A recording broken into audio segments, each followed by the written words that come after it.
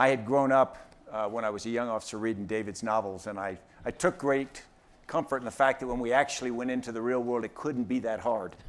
And he understated it.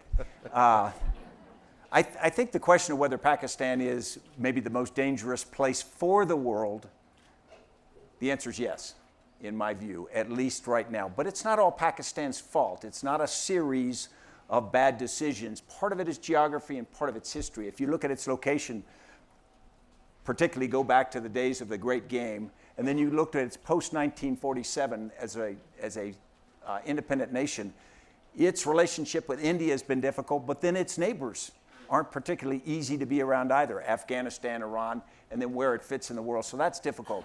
Then there are a number of underlying problems that are there no matter what. There are economic problems, there are problems with water, there are problems with electricity that can be fixed, but they still are difficult problems. They would be for any government in any country and similar.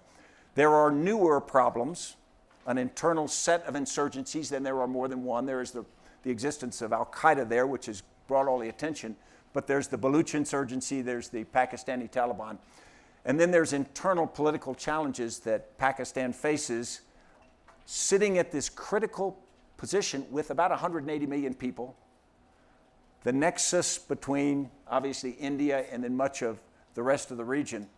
And so I think that, and then of course you throw nuclear weapons on top of it. Even if you took nuclear weapons away, I think my answer would probably still be yes.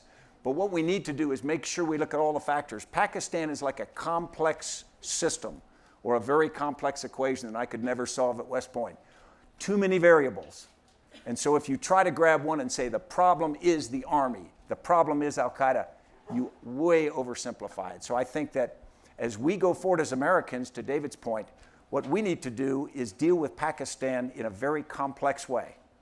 One of the things that used to disappoint me is we would go in 2004, 2005 to deal with President Musharraf or whatever, and we would go in with talking points that said, Al-Qaeda, Al-Qaeda, Al-Qaeda, that's the big problem.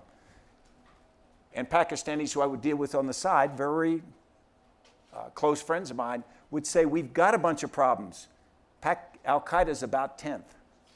Help us with all of them so we can help you with that one.